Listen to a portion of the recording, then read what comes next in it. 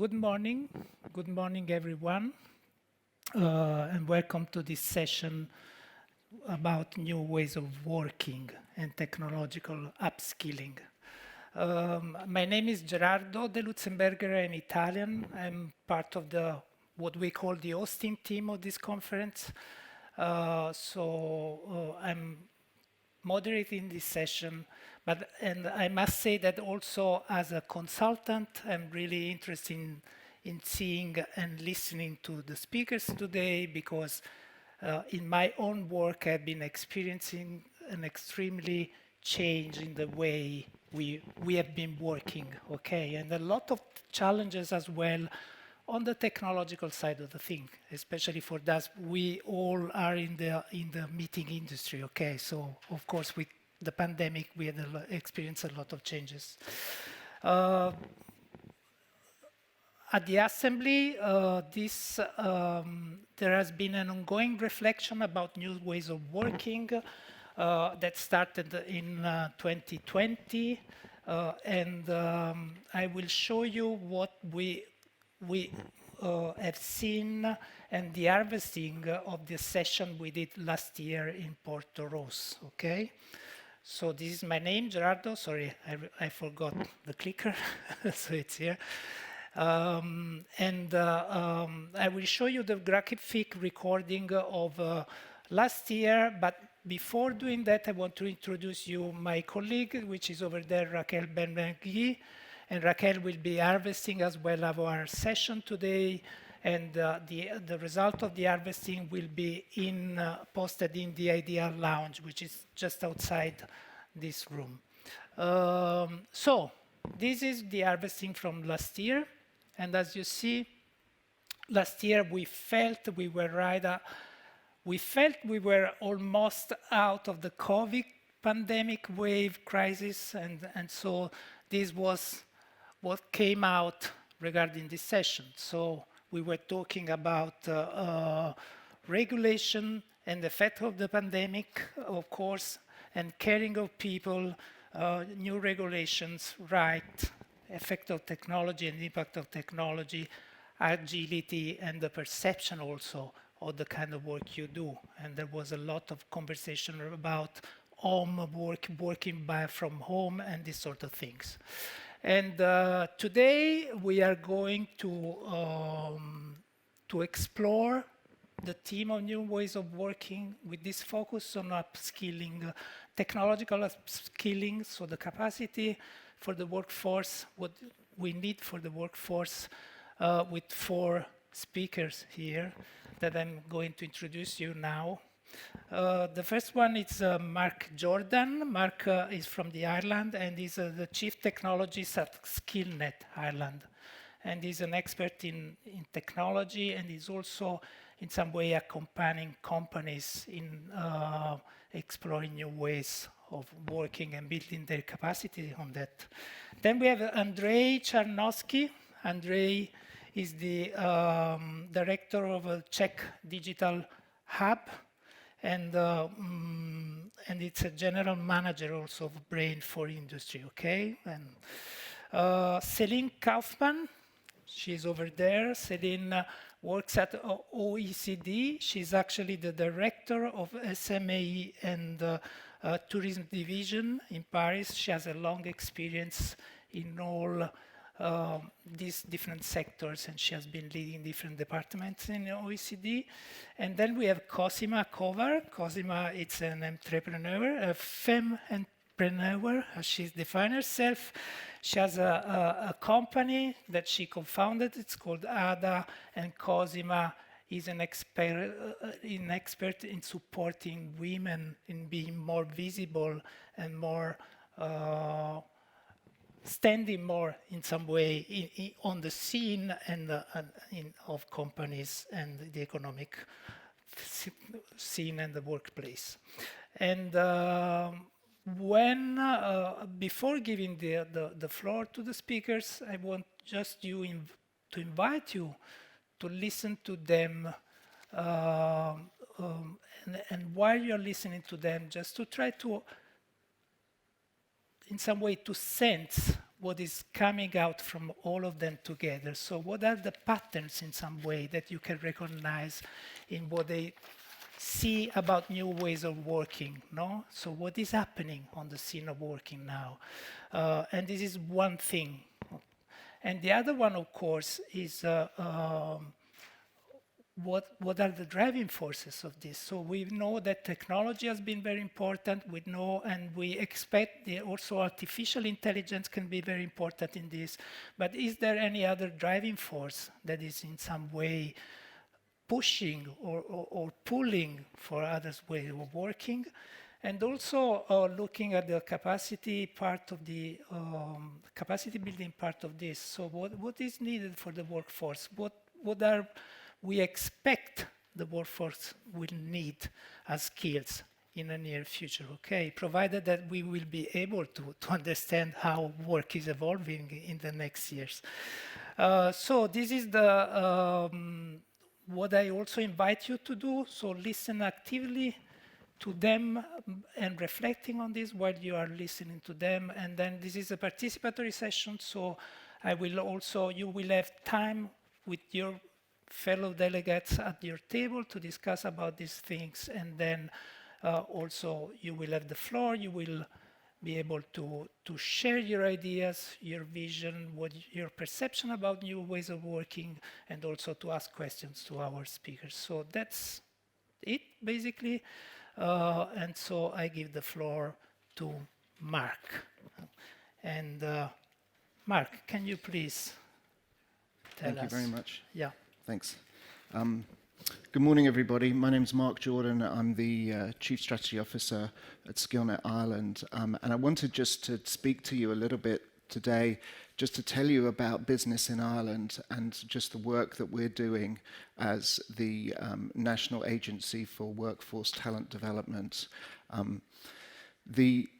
Strategically, in Ireland, we have, in conjunction with the European averages, about 96% of our businesses are SMEs of various different sizes, from single-owner businesses up to those just under 250 employees. So we have some strategic goals that we place emphasis on when we're looking at upskilling businesses in Ireland and the employees. The first one is digitalisation and the development of digital skills, and we look at that from the perspective of advancing digital skills in order for businesses to be more digitalized in their methodologies, in the way that they operate, etc. So it's always with a means to an end when we're engaging with companies and we're talking to companies about what the end goal is, and then we're backing into that in terms of what are the digital skills and the talent development initiatives required for that. Secondly, is very prevalent in Ireland, is skills for climate and green. And so that can be a range of talent development needs, from anything from financial regulation all the way through some of the industrial industries, and how business practices will change through sustainability goals and changes, or through various different working practices changing to be more green and sustainable. The third area for us, which is sort of a top-down approach, is the way that we'll develop management skills of our leaders and business owners. And we do that typically through mentoring programs that enable business leaders to develop strategic goals, be that around climate, be that around digitalisation, or be that around any commercial goals that they have as a business. So we believe that mentoring leaders is a strong way forward. And then the fourth area is all important for Ireland, which is the retention and growth of foreign direct investment and the multinationals. And so that's a really good breeding ground for talent to be developed, but also a nice pipeline from SMEs into multinationals, and the reverse of that as well. So those are the strategic areas of focus for SkillNet Ireland. just wanted to explain the business a bit more. As I said from the beginning, we're a national agency with the remit and responsibility for talent development and workforce innovation. And the way that we work is a clustered approach, and that's either from a industry or sectoral perspective or from a regional perspective. And we have 72 partners that are typically industry associations very close to business, who are working with companies, and it's a demand-driven model. We don't supply training courses. Everything is co-created and demanded by companies. So companies come to us with their ideas, their challenges, and we develop the opportunities and the programs that will enable them to be successful. And just to give you some context, in Ireland, we're supporting just around about 23,000 businesses every year, and that manifests itself into the support of around 90,000 workers. So we also support a number of workers that are for employment as well, so those that are unemployed or looking to pivot from one sector to another. And typically we're helping with digitalisation skills and management skills and all of the skills that they need to be able to compete in the technology sector, as an example. I just wanted, in the interest of time, just to give you some idea of some of the thematic programs that we're running. We have a big push, as you'll see from the strategic goal, around climate.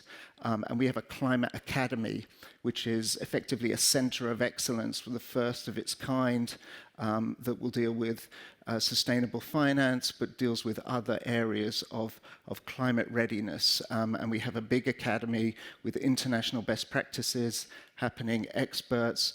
It's a real opportunity for companies to gravitate to that, learn and co-create ideas, but then share ideas as well. We have a strong mentoring program around leaders. We're mentoring around 500 leaders every year of businesses scaling, very, very high-performing businesses that are scaling, and a great opportunity for those businesses to create both strategic business plans, but strategic talent development plans, and what they need to do when they're, looking around the corner to see what the talent needs are of their businesses and how they need to grow commercially and what the opportunities and challenges will be associated with that. So a great opportunity for us to get to business leaders and influence change through talent development. And we see that growing consistently as the demand for skills and change continually grows also. And then the last area for us is what we call the Innovation Exchange. And that's an initiative we have where we are matching up SMEs with particular domain expertise or subject matter expertise with multinationals that have a particular challenge, whether it's an implementation challenge or a solution-based challenge. We bring them together in a marketplace, and we develop the talent needs for the SMEs to be able to pitch their solutions to the multinationals, but also for the multinationals to be able to really articulate what their challenge is. And then they meet in this marketplace, and then deals are done. So it's a really effective way in Ireland that we have for enabling SMEs to be successful commercially and have access to the multinationals that ordinarily they would never have access to. So I only had a few minutes, but I just wanted to take the opportunity to share some of the initiatives we have and how we're addressing some of the talent challenges in Ireland. Thank you for your patience and thank you for listening, and I'm happy to answer any questions at the end. Thank you. Thank you.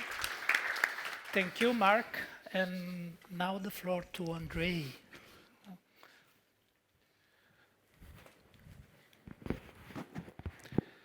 Thank you very much. Thank you for the invitation. Actually, it's the first time we have an opportunity to present ourselves at this SME Assembly. We will be brief. We have a 3 minutes, so let me introduce our actions, what we do under the Brain for Industry. 10 years ago, maybe decades ago, let's say, we see very little actives and discussions around the digitalization and all the technologies related to digitalization in Czech Republic.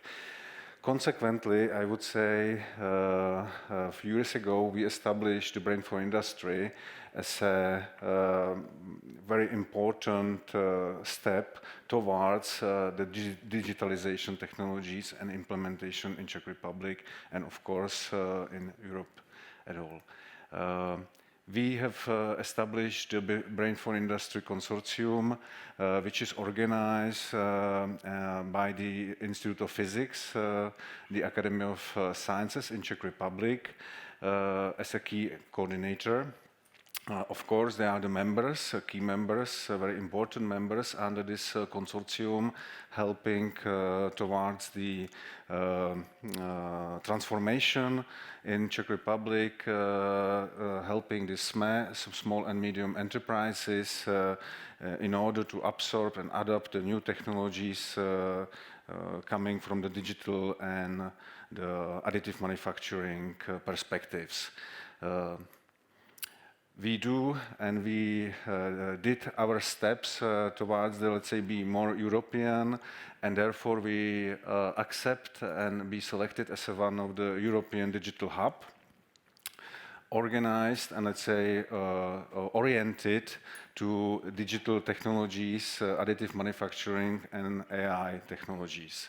We do offer our industry the services related to digital services, including the digital maturity, digital strategies. So we try to show them how to transfer towards the new business opportunities. Of course, we are more industrially organized, therefore we are specialized and our expert could offer the sort of project which are dedicated to additive manufacturing implementation technologies, including the additive, the AI technologies as well. We have already some running projects where we introduce the benefits and sort of new businesses based on the artificial intelligence applications, mainly focusing on the optimization of the production processes, predictive service and maintenance services. Regarding the product development, we have been offering the solutions towards the topology optimization and algorithms related with the additive and artificial intelligence. So we are more, let's say, industrially organized, Brain for Industry, and we hope that our, let's say, support would really benefit and help the transformation towards the more digital businesses in Czech Republic. Thank you very much. I think we have just a few minutes, so of course we will have a time to discuss later on. Thank you, Andrei. And now the floor to Celine. Yeah. I will leave it. Yes. Okay. Thank you very much and good morning to all.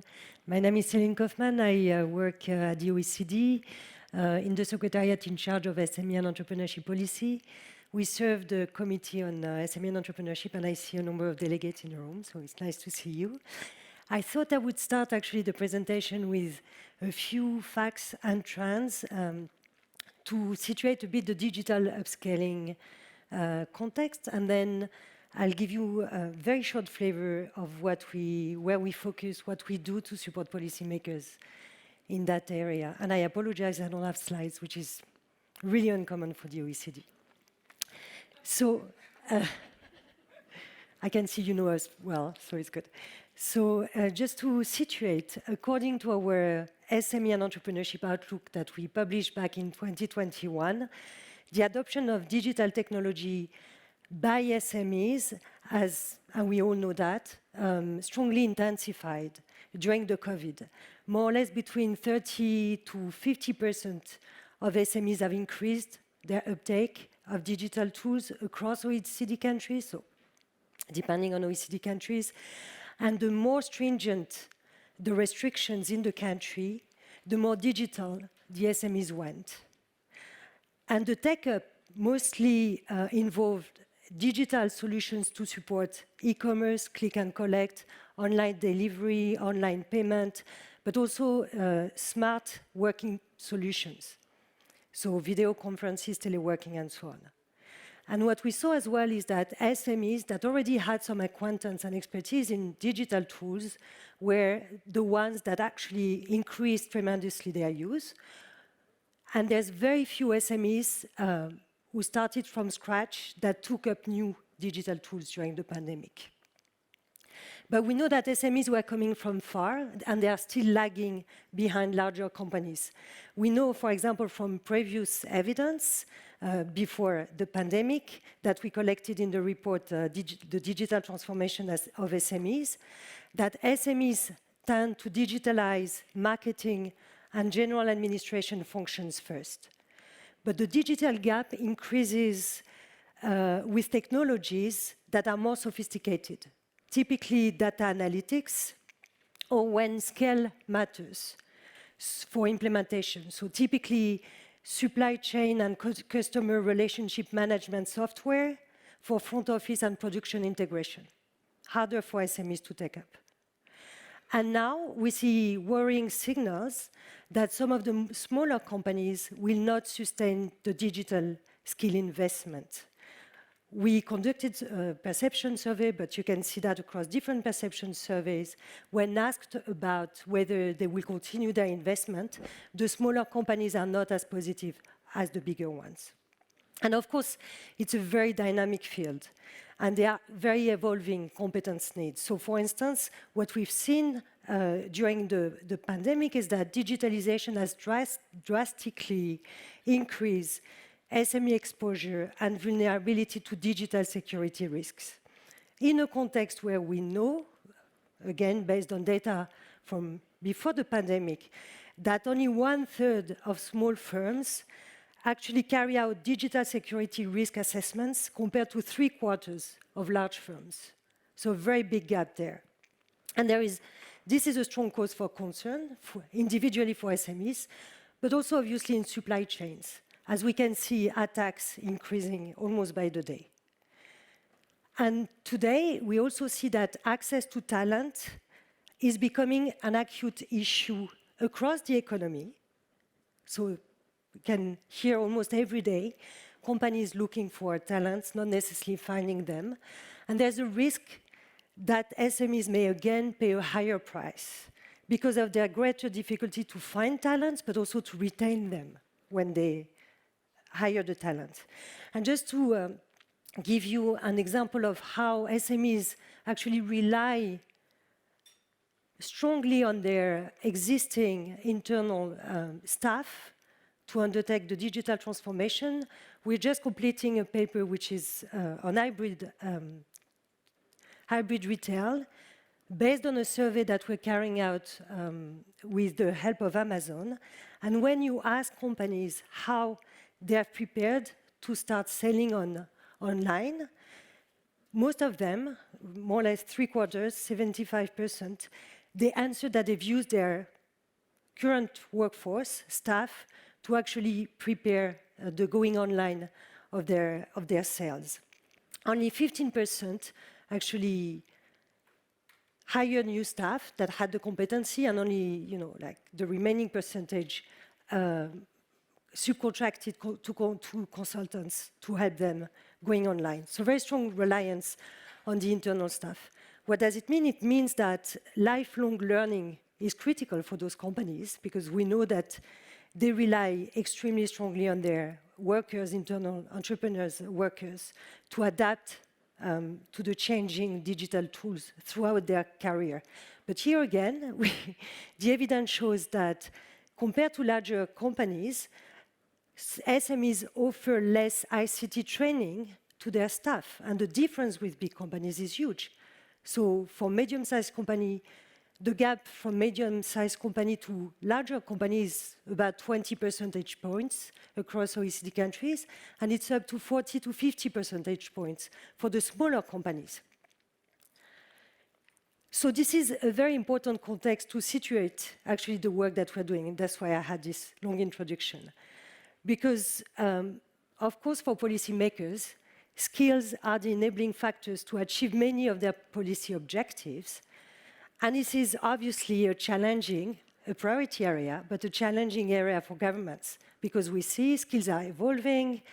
Delivering them to a fragmented and resource-constrained population of SMEs is very challenging, and realistically, many SMEs will not have the capacity to internalize this expertise and the competencies that they need. And in addition to that, this is a shared agenda across governments, across different ministries, education, labor market, SME and entrepreneurship. So quite a fragmented agenda. So this is why we are focusing very strongly on 3 aspects. The first one is transversal skills. The capacity or the skill to acquire skill throughout the life, to learn, to continuously learn. Second, the role of ecosystem, so of the different actors that work together, from governments to universities to big companies, as we heard before, to actually provide the skills that SMEs need, and the partnership approach. And this is why we established e-École, which is a network of entrepreneurship, education, and collaboration that brings together universities, research centers, incubators, policymakers, entrepreneurs to discuss these issues. And I stop here. Very happy to answer any question. Thank you. Thank you, Céline. And now, Cosima. Thank you so much. It's nice to be here again on the stage. Thanks for having me again. My name is Cosima Kova, and my company, ADA, is providing tools that help companies to attract, retain, and grow female talent. We are working with small, medium, and large enterprises, and what we have seen is that the current challenges, one of the current challenges right now is that talent is leaving the company. We know, sorry, I don't know exactly where I am right now. Yeah, so now for small and medium enterprises, we know that talent is leaving, and we know why they are leaving. So we know that one of the biggest problems is that we don't show clear growth opportunities. So it is pretty clear what we have to do. We have to show clear growth opportunities, and we have to provide tools that accommodate our employees throughout the whole career. And when we have these tools, we have to communicate them internally and externally. It's not enough to have them. We have to tell our employees that we have them, and that how they help in their workplace.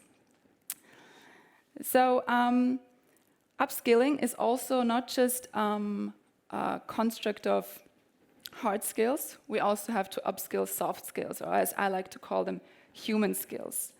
We need to build and provide tools that serve us right now and where we want to be in the future.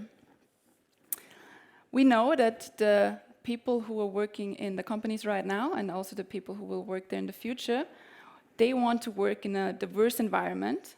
So we need also to use technological tools to help minimize these biases that we have right now. So what we need to do is we need to embrace technological innovations to define the future of work.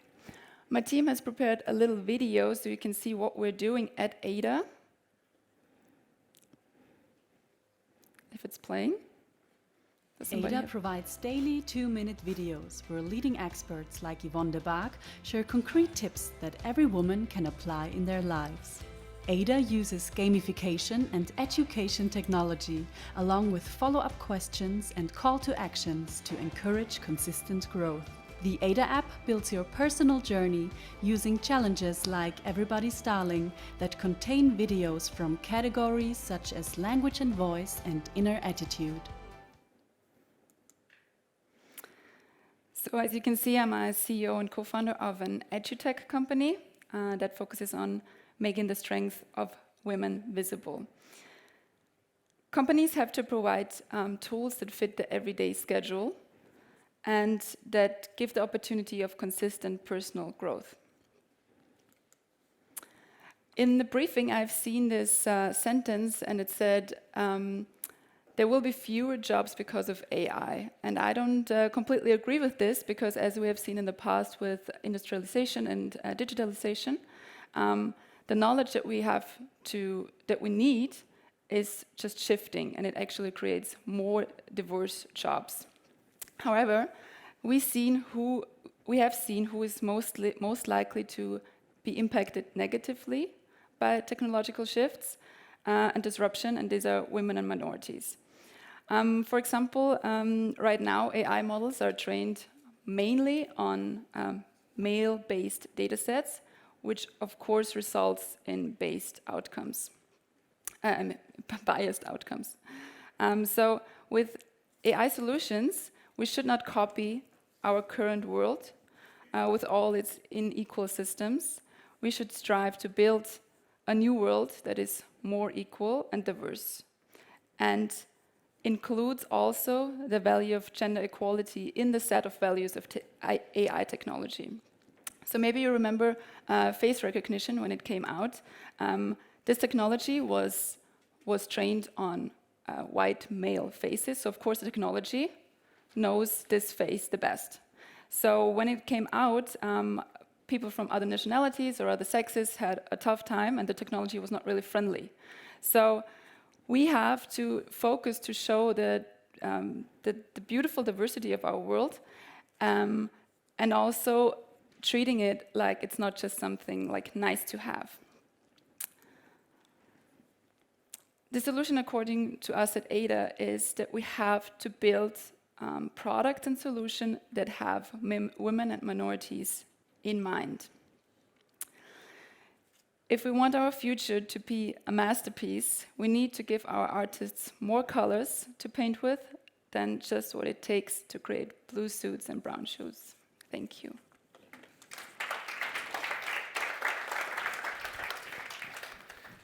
Thank you, Cosima.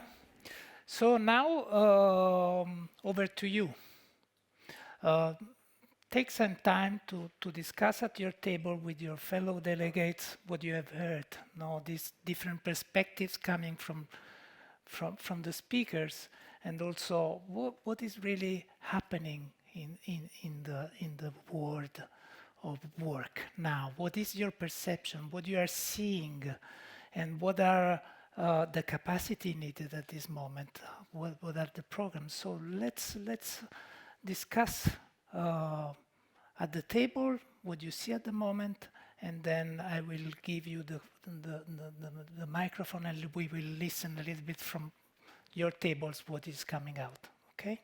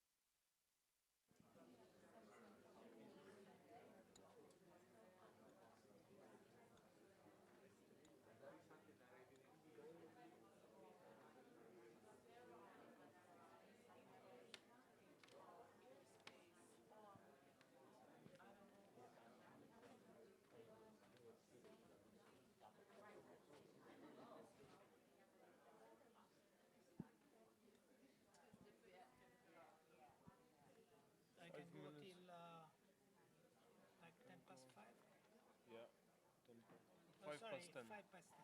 Yes.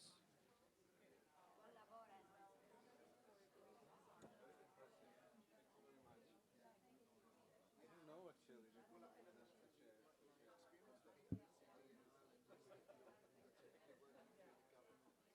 Completely different than I expected. So it's good to have some contact into the same level.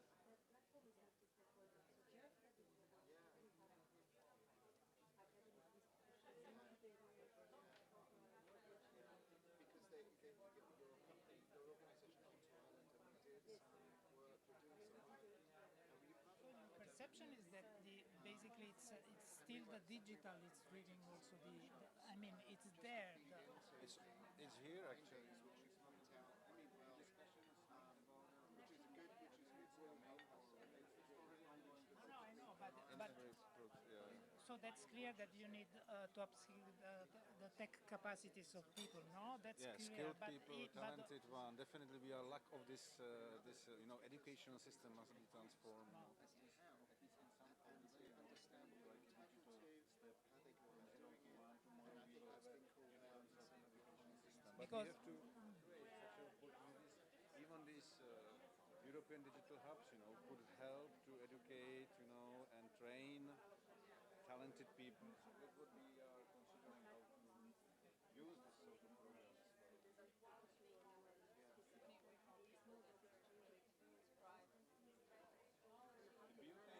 The beauty on that is, if you work with the young people, they are learning quickly. So even, coming from the different sort of area and the backgrounds, they are switching to it quite quickly, to learn and absorb and adapt to the new applications. So this is something like autonomous process. And we create conditions for them, give them the nice projects. And the projects which are the journey from education dedicated to the results, and the projects which preparation are and then the results. continual learning. These are not really In Ireland, there's a big gap, some results between education and industrial reskilling. Sometimes it's 10 then years. it's perfect. Then the best education by because there is an ongoing conversation. I've been in several different sessions, and building capacity. So I was in circular economy, and Yes. again, we need to Yes. build capacity around circular economy. it's very complex. Of Yeah, course. so it's clear that technology has really pushed the need for new capacities. and without the that's clear. resources- But it's not the only one, and it's also the more evident the need. Bridging the gap between higher education There and are further education, what that looks like. seems to be Making it forgotten in easy, some way, like including stackable the credits. ones who are in business. I think we have to find technology and Yeah. Based on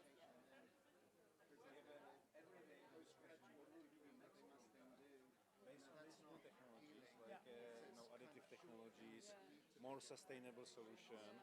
Saying that we are finding some solutions, but it's not quick, right? It's a very slow process. It's almost time to go Yes. back, yeah?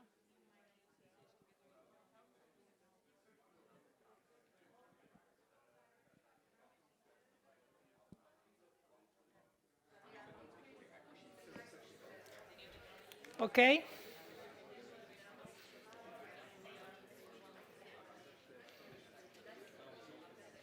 So take your time to finish your conversation, just a few seconds.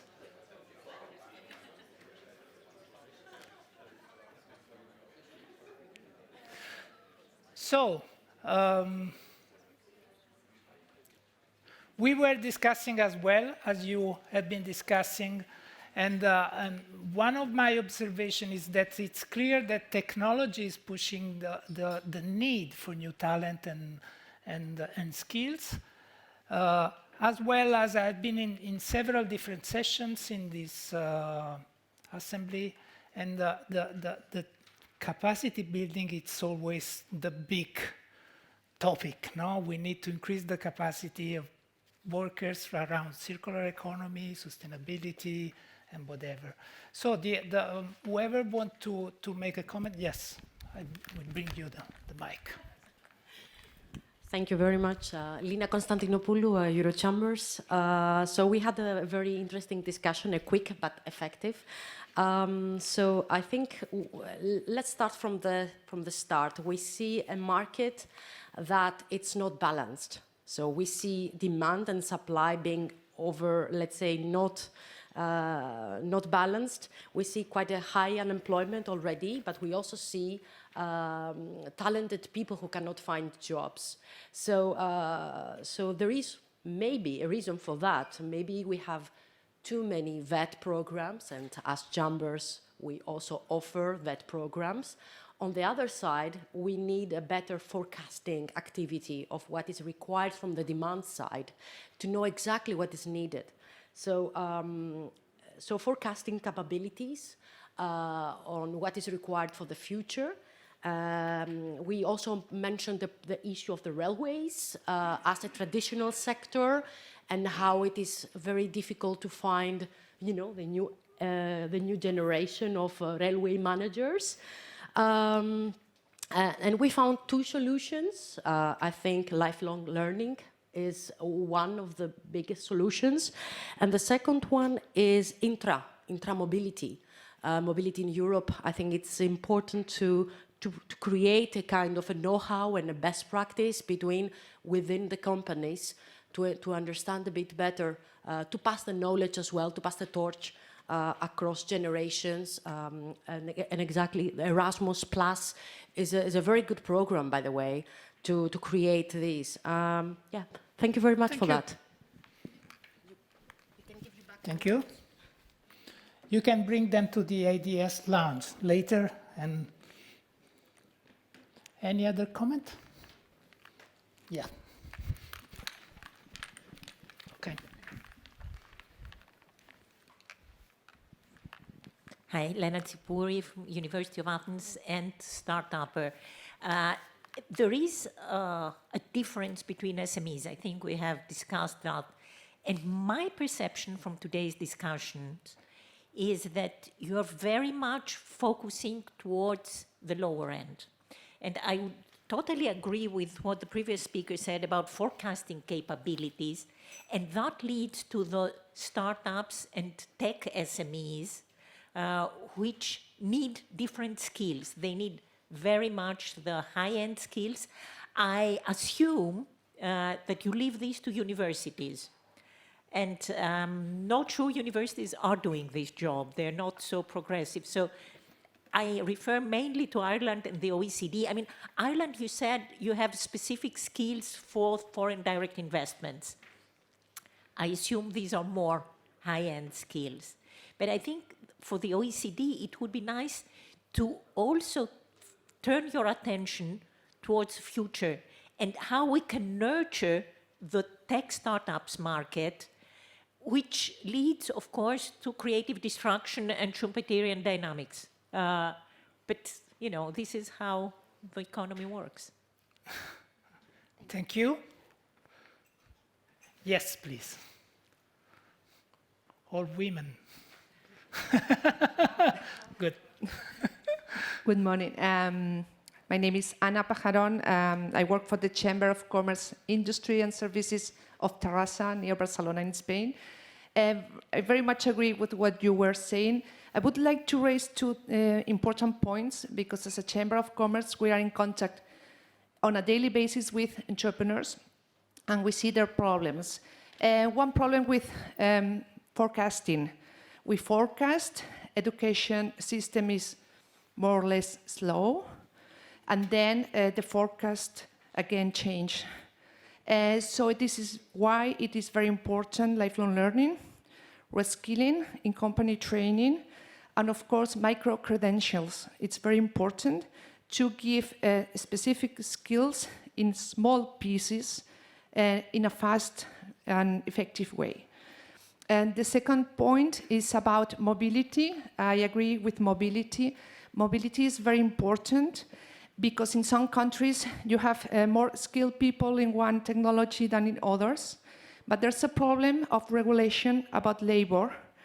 So many people that are working in IT are working remotely. So you can be born in Romania and working for a German company or for a Spanish company. But the problem is that you have to pay taxes or you have to be registered in one country. This is not really solved.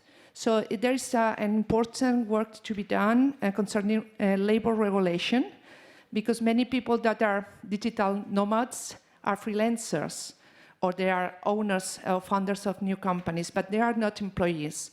And this would be helping a lot, because sometimes people have roots in their countries. They don't want mobility for life, but they want to work for a foreign company, and they can do it. So this is also very, very important. So these practical tips to add more reality to everything, and I think that if these two topics could be solved, many of the skill shortages would be solved in internal market, because we are not talking about the United States, we are talking about Europe only. So let's work for it. Thank you. Thank you. Yes, please. Yes, hello, good morning. This table also echoed the statistics that the lady from the OECD, sorry, I don't remember your name, said Celine. that for Celine, that it's increasingly difficult for SMEs to compete for talent and to retain it. We got an on-the-ground example from Austria, I think. What was suggested as a partial solution is to provide cheap and long-term loans for SMEs to be able to build up the capacity. Another interesting thing was that the governmental support for upskilling was not really visible sometimes in general for SMEs. So maybe there's a lot more to do on visibility and really increasing the scale. Okay. Thank you. You are already getting also into the ideas, no? Things that and suggestions. And as you know, since the beginning of this conference, there has been a lot of focus on the SME relief package. And so we would like to invite you just to use Slido, just to post your concrete ideas about new ways of working and upskilling technological skills that could go into the relief package. Now, the idea is, what would you like to see in there regarding this theme? Okay, and so we will just, you can post it while I give you the floor again for a comment on what you have heard and or any other insight you want to share with our fellow delegates, okay? So, please. Yeah. Yeah. Who is first? Also. Mark, would you like to start? Sure. I mean, just to comment on some of the feedback from the floor, I think, firstly, around the micro-credentials comment, I think that I would completely agree. What we're seeing in Ireland is a movement towards micro-credentials or stackable credits. So it's short steps towards bigger qualifications, because we know that a lot of SMEs are time poor, and so that's more consumable, we find. Just on the other comment around, not all SMEs are created equally. I completely agree as well, and there's, different companies are on different digitalisation journeys and are in different places, and I think we do need to understand the personas of the business communities we have in our respective countries and be able to target them accordingly and speak their language, and again, make it easy for them to start consuming talent programs. But really the answer in terms of closing the lag between when talent programs arrive and when the need is we're trying to shorten that as much as possible by being as predictive as we can, by bringing businesses together, trade associations, and allowing them to talk about what the future is of their respective sectors or industries. But that's a continual process that we'll get better at, I think. Thank you. And Cosima, Yeah, I feel Yeah, so what I really liked is that there was a lot of focus on lifelong learning and also micro-learning. It was like somebody said, like really short sessions basically, and learning snacks basically. So this is also what we are doing, and I think there is the future because, as you also mentioned, it takes too long for universities, for example, to generate also a curriculum and everything for then build a skill that is actually already needed yesterday. So we see this right now with, for example, developers. And I think every other tech company is looking for backend developer, front-end developer, every kind of developer, mobile developer, and there's not really great universities out there that give already this knowledge to the young people. And actually what I see right now is that they're all learning online what they need to learn. And we have to be quicker here, or we have to give more possibilities that you can also learn it by yourself, but give credit for it, and not just like you have to be studied at a university and you have to have already worked in 3 companies that we know of. So like I think education overall is shifting to more consistent learning and, as I said, micro-learning, the micro-learning approach. Thank you. And yes, Celine, to you. Sure. No, thank you very much. Those were really good comments and suggestions. I retain in particular the mobility one, because in the EU, I think this is a very good framework to support some of these mobility programs that can really add value. A couple of reactions. The first one is I fully agree that there are at least 2 big populations of companies, the existing body of SMEs and the companies of tomorrow, the startups. And they, there's a very heterogeneous population of SMEs, but already across these 2 bodies, I think the needs are different. And this is very important to take that into account. And into the network that we do actually have a number of universities that have incubators, accelerators, and with which we discuss entrepreneurship education. And it brings me a bit to the second point, which is on this forecasting, capacity. Yes, general forecasting capacity, but I think there should be an acknowledgement that when it comes to skills of tomorrow, nobody can predict the future. Nobody can. So what is, I think, important is really to give the capacity to the young generation to continue learning throughout life, to understand that they will need to keep upgrading their skills and face revolutions, crises that they can't imagine today. So I think it's a balance to find between the 2. It's not necessarily easy, but it is very important that there is a bit this cultural change when it comes to acquisition of skills towards transversal skills and the capacity to learn in the future. And I couldn't agree more with the comment that was made on some of the government schemes that are not necessarily very visible to SMEs. In the retail paper, hybrid retail paper that I mentioned, we actually asked as well what kind of supports SMEs were getting from different stakeholders.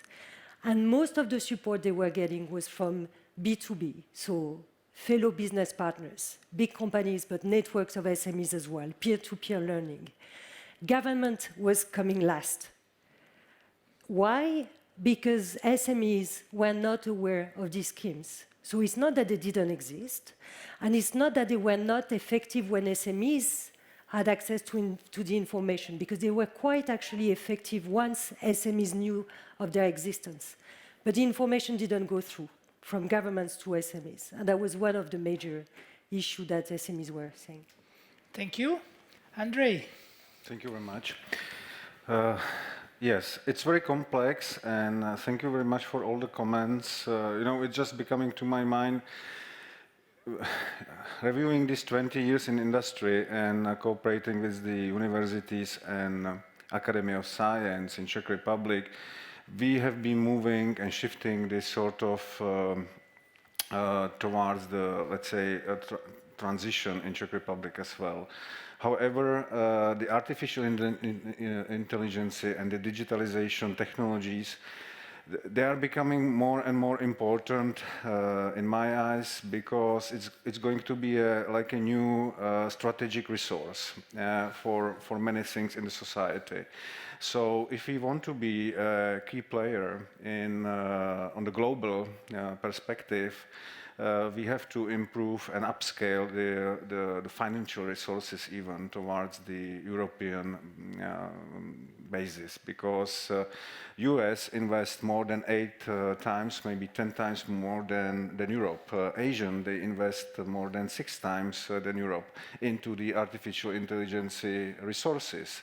And Europe is somewhere where we should consider how to be, let's say, the key player in this. As I said, I think we will definitely face the situation that the artificial intelligence and these technologies will be like a new, very strategic resource in the future.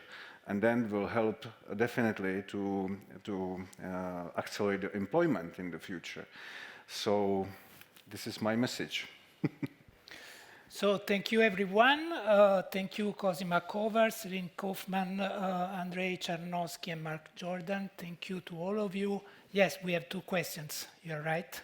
Forgot about that, sorry. Yes. Good afternoon, participants. Good morning, participants. We have 2 questions from online, coming from Siemion. The first question is, which kind of measures are needed at European level to upskill the SME workforce? Followed by, are the European development innovation hubs equipped to do that? 2 little questions to answer. As far Any as idea? Yeah. Maybe just a short reaction. As far as we see, we've become as one of the European digital hub this year, and everything is an ongoing process. Of course, there are set up the measurements in order to, let's say, see how it's going to help the Europe and, of course, the local countries. So I think there are some measurements at it, and we will see whether it works or not. And we should actually every year, maybe every 2 years, consider the new strategies and maybe adapt new systems for the measurements. Yeah. You need the microphone.